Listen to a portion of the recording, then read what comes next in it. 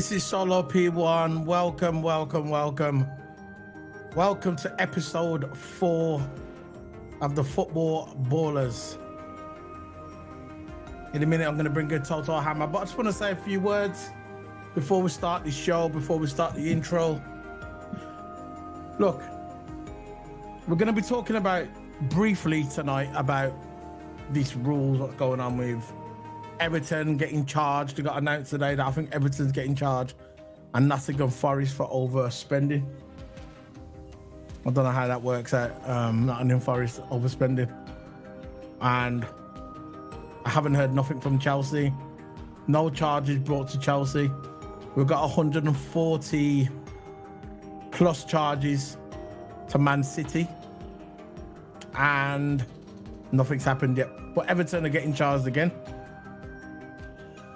Just doesn't sit right with me. I'm not an Everton fan, obviously I'm a Liverpool fan, but it doesn't sit right with me at all.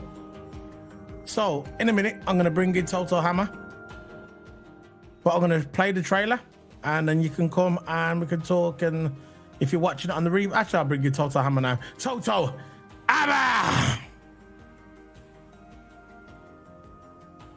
Big up Toto. Toto, can you hear me?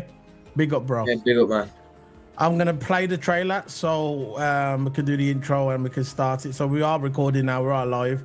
We're now on YouTube and we're also on Twitch as well. So if you like Twitch, you like the Twitch gaming, I'm streaming from Twitch as well.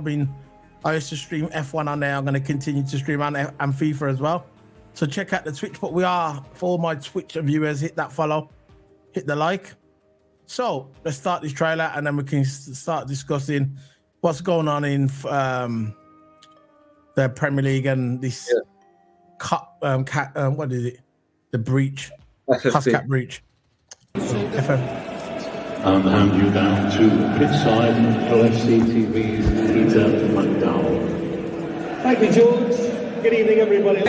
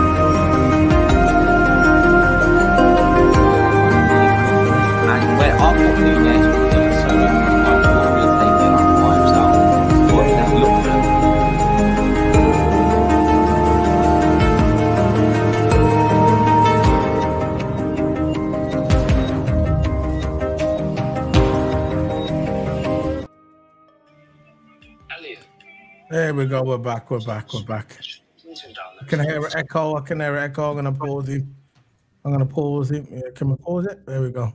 So this is Solo P1. Toto Hammer. Big up to Toto Hammer. Remember. So we are here now. We are talking about what's been going on in the Premier League, the games that's been going on. We know that Man City. Let's start with Man City before we start getting onto these FFP rules. So, what's your thoughts? People are talking about Man City about this. De Bruyne's back. He's come back. Everybody's doing gambles. Everybody's celebrating like it's New Year's Eve. De Bruyne's back. I heard a lot of content creators saying that Man City's won the league already. We're only halfway through the season.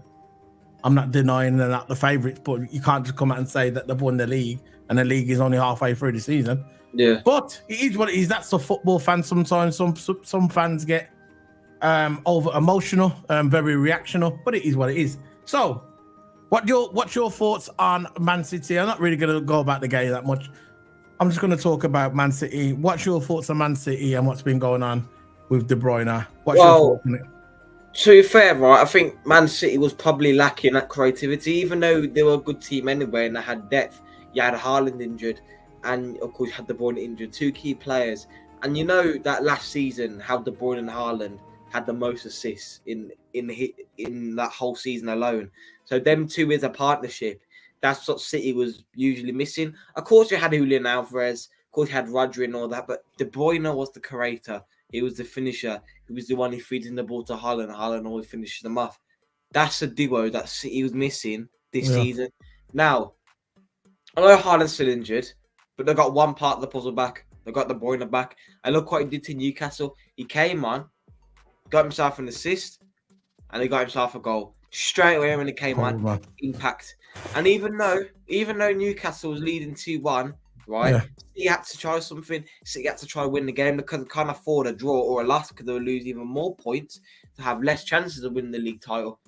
Now, as soon as they brought the De Bruyne on, Newcastle played part of the bus. And the thing is, when De Bruyne came on, right, I don't understand why did Newcastle give him that much space to run with that ball. I was watching the last parts of the game when De Bruyne came on when he scored that goal. He shouldn't even scored that goal. All the defenders are tracking back. Even the midfielders are tracking back. Yeah, okay. Yeah. Even midfielders are tracking back, defenders are tracking back, and no one was really on him. And he had all that space in the world. I'm telling you now, if you give De Bruyne that much space on the ball, he will finish. He will do something about it. So De Bruyne coming back to Man City, it's got to be one part of the puzzle. Then it's Haaland, and then I think when that duo comes back, I think City will be scoring more goals. But it's not necessarily like that. It could go both ways. You know, Haaland used to come off an injury. It could go both ways. So De Bruyne coming back is really having a change to. So, what I'm saying is, look, he's a brilliant player, generational talent. But what is it with the football community? As soon as he comes back, people said they're comparing him to Salah. What is it with these fans of the fan base comparing him to Salah? As soon as he comes back, let's face it, he came back at a cup game against Rotherham. Was it Rotherham, one of them, or Wrexham? So relax. And then he's playing Newcastle, a declining Newcastle, which has got a lot of injuries and the legs have literally gone. Because when we was playing in the second half, the two wide men were walking, and Gary Neville actually said, which I don't even like Gary Neville, but Gary Neville actually said on the TV, look at the wingmen just walking. They've got no legs left. They've got no injuries. So beating Wrexham in a cup, I think it was Wrexham in a cup, and then beating declining Newcastle, and that's your thing to go on, De Bruyne back, whatever, man. When Man City play Liverpool, when they play Arsenal, when they play Brighton, when they play Brighton and people like that, because Brighton are kind of coming back in, then we'll see what he's got. I'm not saying he's lost it, but people should just relax.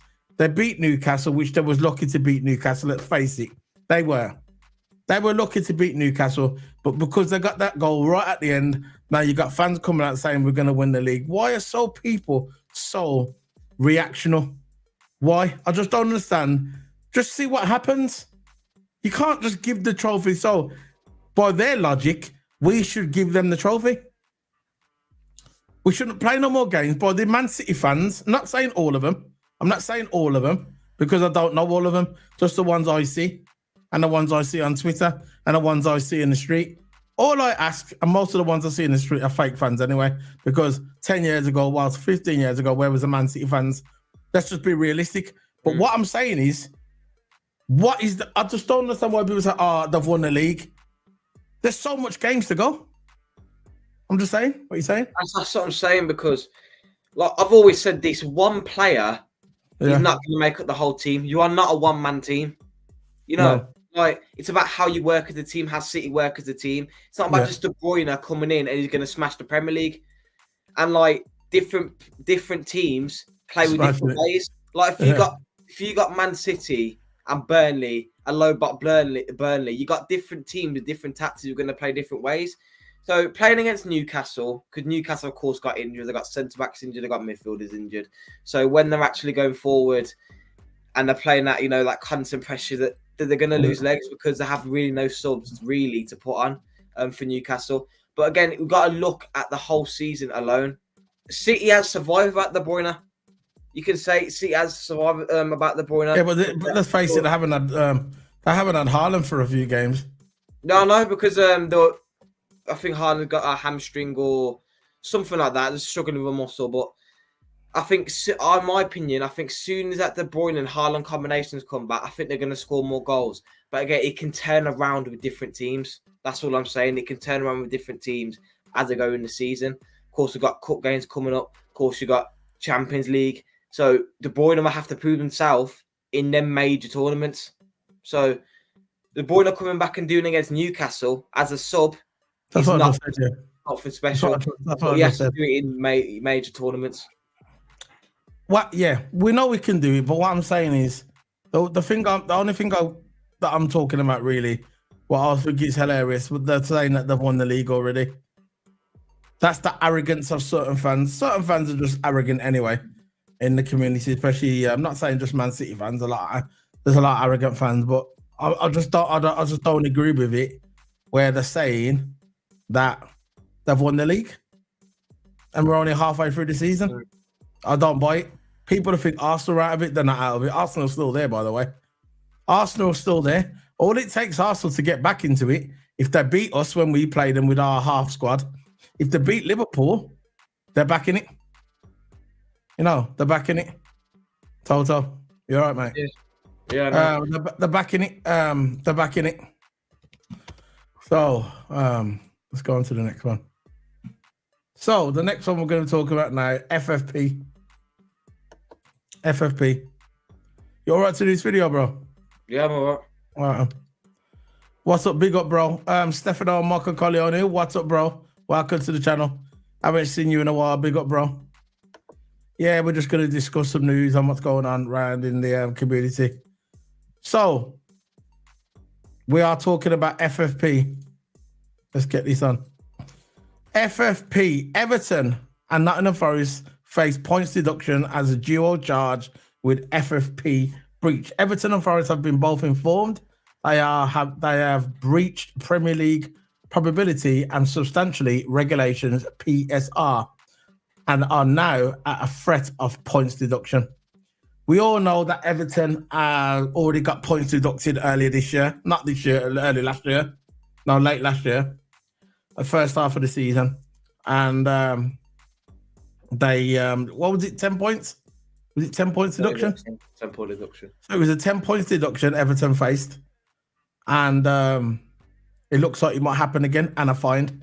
And also Nottingham Forest is being informed as well about this breach.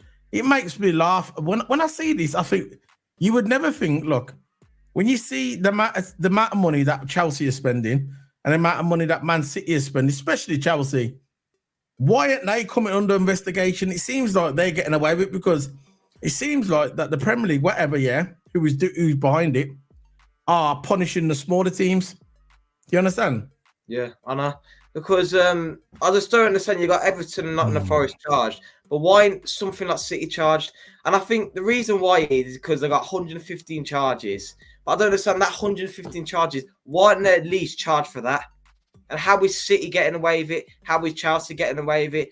Chelsea you got to look at, because how much money they spent on players, over like £400 million on players. And now spending that much on players is got to be worth a lot over that cost cap. Like with City, 115 charges. And them 115 charges were from over a past 2 years. They weren't just on just one season. They didn't do it in one season. They did it over the past days, over the past years. City, that's how they got the 115 charges. Now, I don't understand why they not getting picked up about it, or why aren't Chelsea getting picked up about it? Because they spent that much players in that transfer window. I don't know why. That's what you just said, mate. You just said that, Anna. Yeah, I know. You just said that, Anna. Go on. That's what I'm saying. Why aren't Chelsea not getting picked up about it, about these FFP rules? And Everton, of course, is going to face a bad part of it because they've recently had a 10-point deduction, and now they might get another one, maybe relegation. So Everton will probably get the better end of it. And Everton, of course, I gotta give it to them. After that 10-point deduction, they did show fight after. They gained points. They did show fight. They started to win their games, but now they're getting hit with another FFP rule, and it is really screwing it up. I'm not sure, but I don't know how Nottingham Forest got theirs, but Everton's probably going to get the worst end of it. Yeah, they will. Huge comeback, and now they're just getting deduction for it. Well, Nottingham Forest. Look, this stinks of corruption.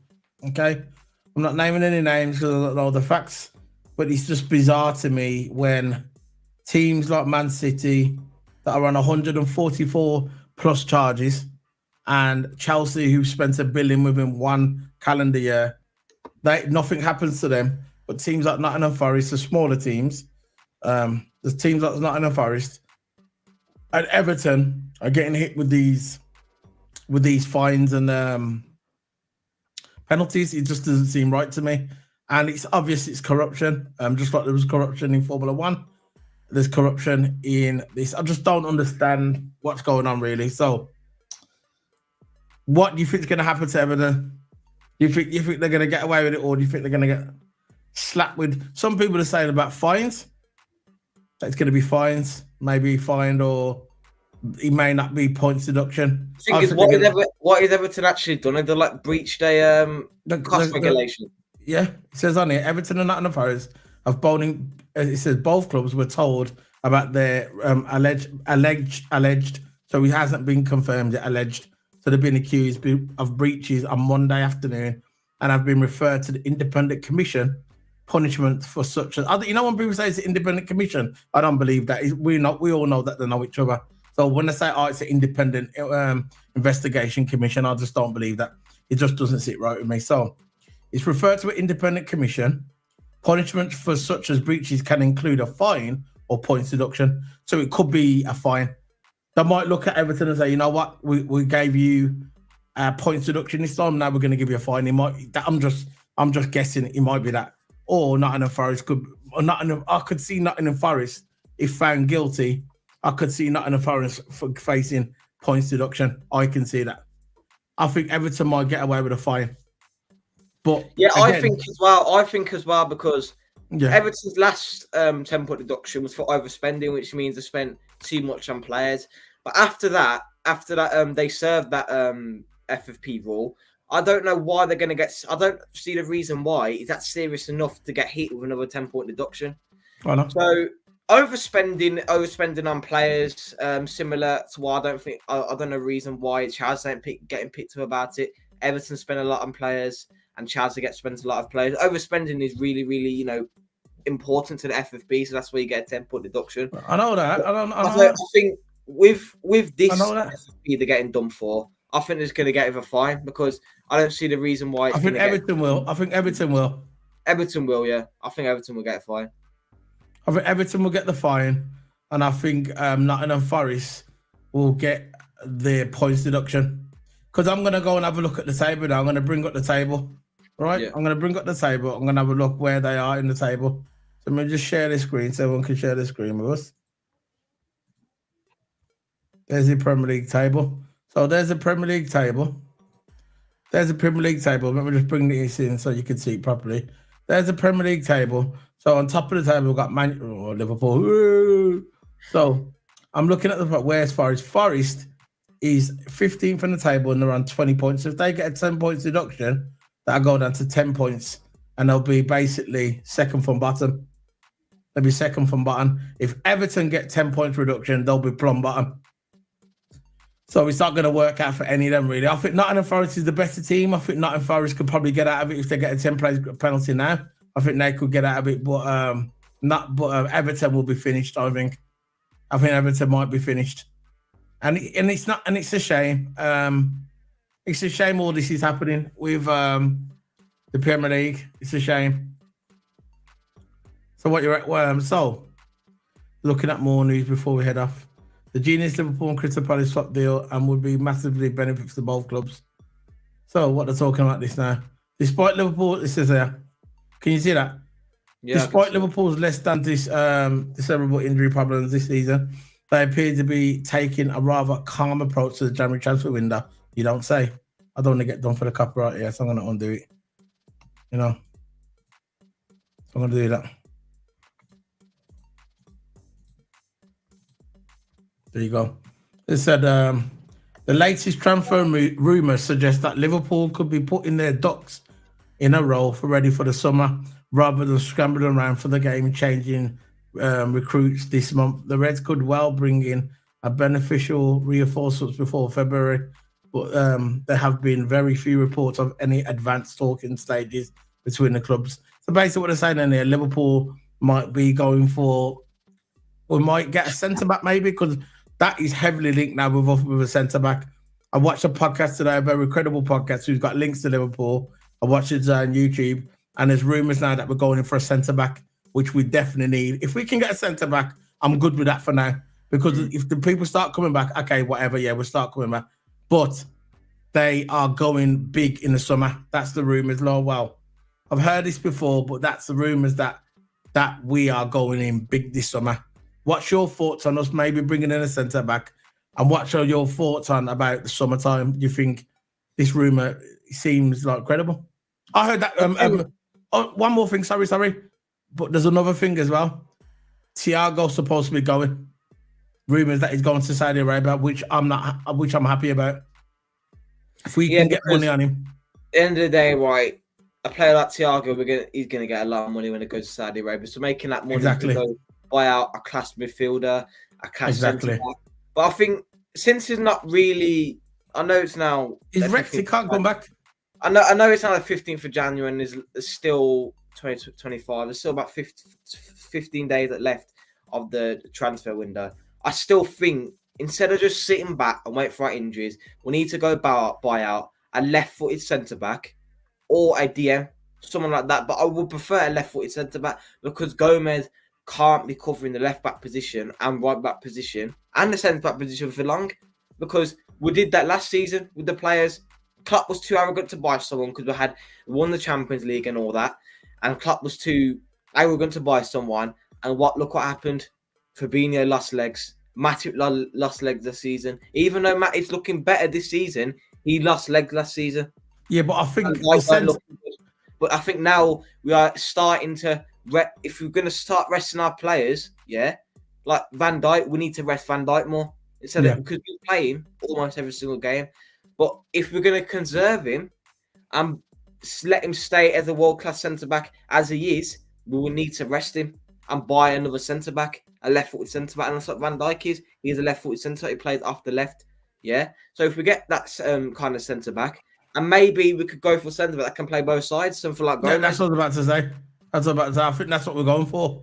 That we're supposed to be linked to a defender who can play both sides, which would be good for us because you know what Klopp is like. Klopp likes to buy players that are versatile, that can play multiple roles. Like that's why you got McAllister. This is why you got Szoboszlai. This is why you got Gravenberch. He likes players that can play multiple roles, not just centre back.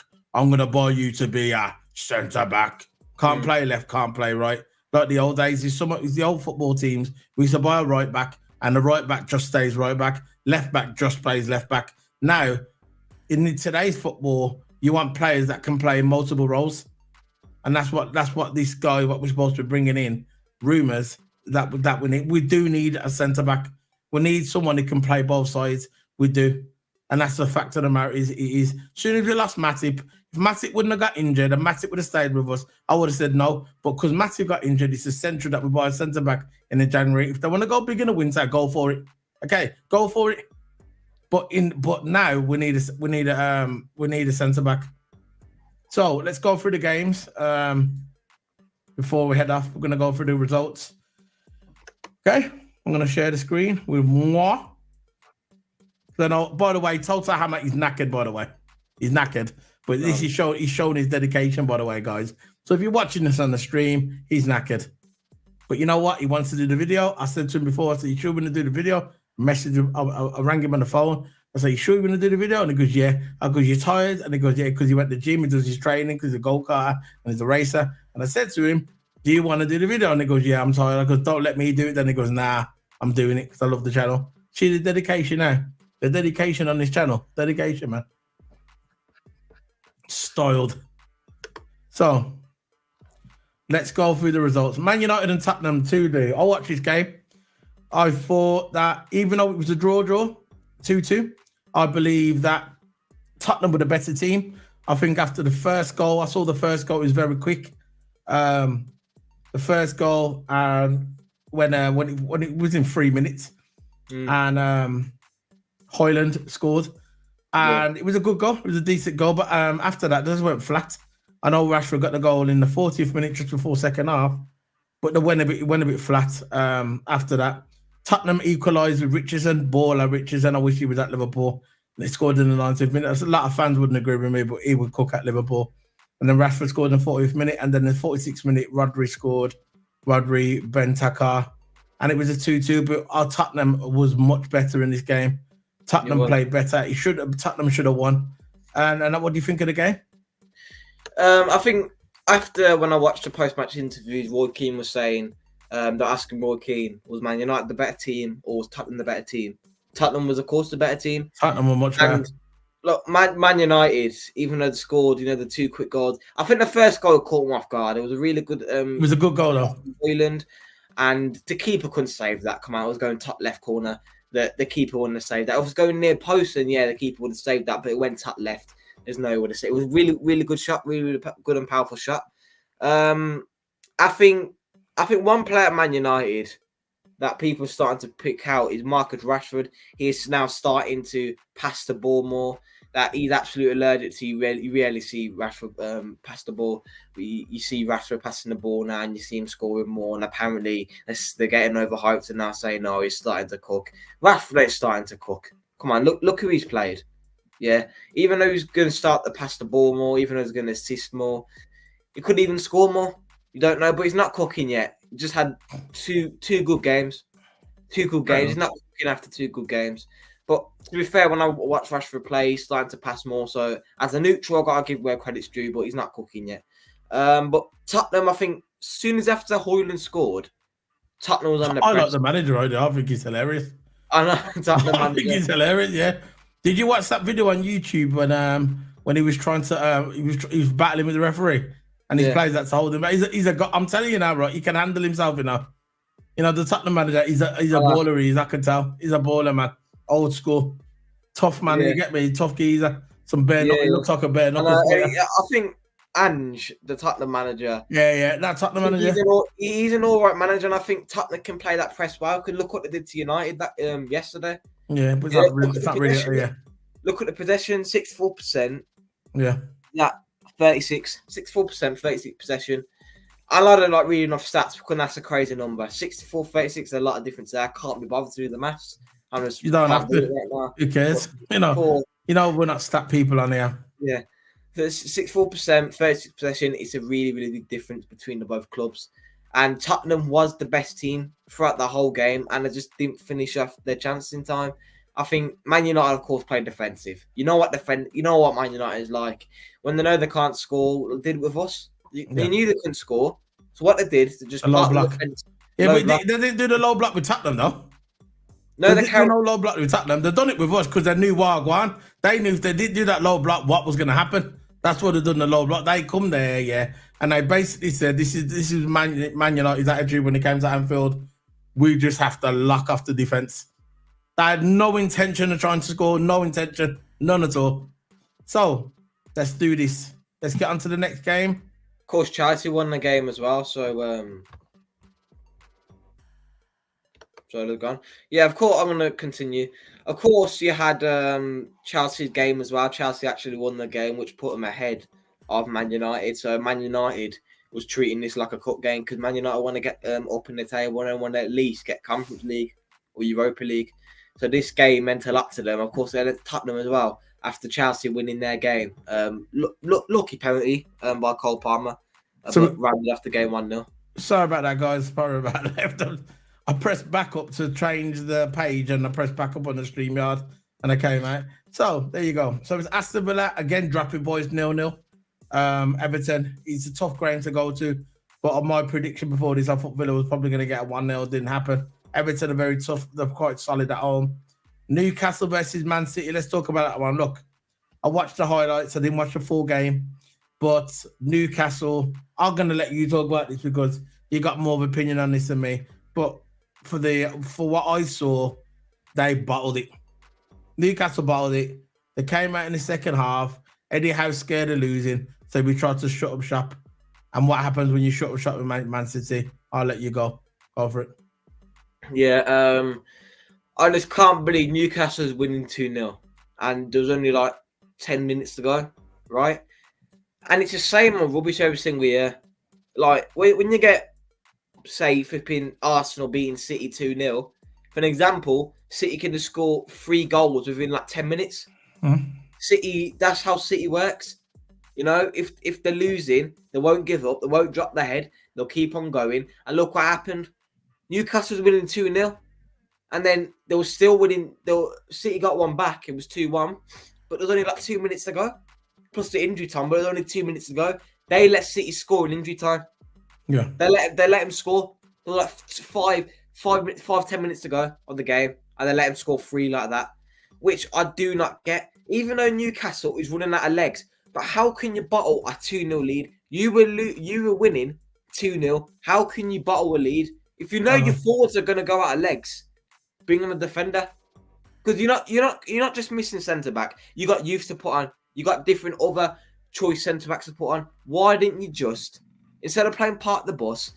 Well, I think the main thing about City, they can unlock the part of the bus. They can unlock the low block, and De Bruyne. I don't think when De Bruyne was on the ball scoring that winning goal, I don't think that really unlocked the. I can't spell today, man. Unlocked the low block, the side. But I think De Bruyne taking that shot really, really quickly probably took the centre backs off guard. They bottled it. That's what they did. They bottled it. They should have carried on playing the way there was in the first half, and I think Newcastle could have won this game. But to be fair, I've got to admit, to be Newcastle, their legs went at the end, which they did. The last 10 minutes of the game, the legs went, just like when they played Liverpool. They played us and the legs went because they burnt out the players. I think the 10th in the table now, which I'm going to check. Newcastle, the 10th. Yeah, the 10th in the table. So they basically just blew it. Chelsea won 1-0 against Fulham. Arsenal play on Saturday. We play on Sunday next week. A lot of the footballers on holiday now. Some of them in Dubai, and I saw some pictures of them in Dubai. Enjoy, because this is their Christmas now. A lot of the footballers having time off now on holiday because there's no football for Liverpool. We had 10 to 11 days off. But this is their Christmas time. You know, a lot going on holiday with the families because obviously they play football through Christmas, isn't it? So they're enjoying it now. But anyway, it is what it is. So let's end this now. We're going to finish it off. Before we go, I'm going to bring this screen up as well. One more screen. This guy. We're linked to him in the summer rumours now. Michael Osio. Is that his name? Is that how you pronounce it? Oliso. Olise. Anyway. So Liverpool are interested in signing Michael Olise this summer. Do you know if he could play for Crystal Palace? So one guy said he rejected Chelsea, so I rate him. I love it. The comments sometimes so hilarious. So what do you think of this guy then? No, Olise. I think, in my opinion, on him, he's quick. He can play as an 8 and he can play as a 10. He can play as an attacking midfielder. See? Like, his main Versatile. role is an attacking midfielder, and of course, he can play 8 as well. That's the And DM we're looking for. Thing I like about Elise, he's really explosive from the ball. He got the skills, he got the dribbling, and he's got the finishing touch. So if he wants to come in behind the strikers, if he wants to get in behind the strikers and say if the striker's not there, say if Nunes is probably drifted off to the left and looking for that extra pass, Elise is the kind of person to be there and finish it off. So Elise come to Liverpool, young player, fast player, he would fit into our system. That's what I don't know. I'm not gonna hold my hands up. I do not know really nothing about this guy, but when I see him play, right, there's some of the time I see him play in the highlights, or I might catch a little glimpse, a little flash of the game. Elise is always performing, man. And if you look at his recent form, I think he scored a double in his last game. I don't think he scored any in his last game, but the game after that, he scored a double. So he is cooking for Crystal Palace right now. Yeah, last year he had an injury hamstring problem over Christmas on 8th of December. He had a hamstring problem. I think it's 8th. I think that's how they do the dates. Got 8th with the 12-23. So he had a hamstring problem, injury. He missed the Sheffield United game. He missed Arsenal game, Brentford, Wolves, Aston Villa, Fulham, Man United, Nottingham Forest, Newcastle, and Tottenham, and Burnley. He came back in November to play Everton, which was a 3-2 win, but I'm not sure if he scored in that game. But he's just come off a hamstring injury, so there's no really big major injuries apart from that one at the moment. And yeah, so I'm just looking at if he scored in any of them. But yeah, he's been back since then, and it seems like he's going strong. And I'm looking at his stats. And his stats seem good. He's a defensive midfielder. He can play DM as well. Yeah, that's what I mean. Defensive midfielder. CDM, whatever you call it, DM, whatever you want to call it. Yeah, and he was born in London, so he's English. He's got he's a French citizenship, but he was place of birth London. So he's French, but he's got London citizenship, so he can actually play for England. He can actually play for France as well. Because you can have joints, you can have a choice who you want to play for. His position is right winger.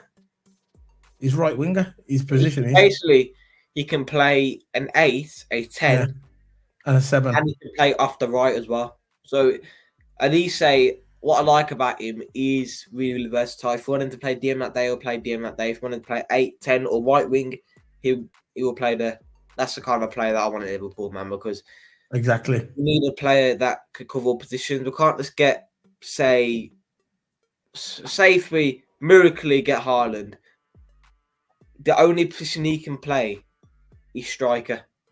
You know, he's dead position. He can play centre forward, striker. Any striker can play centre forward.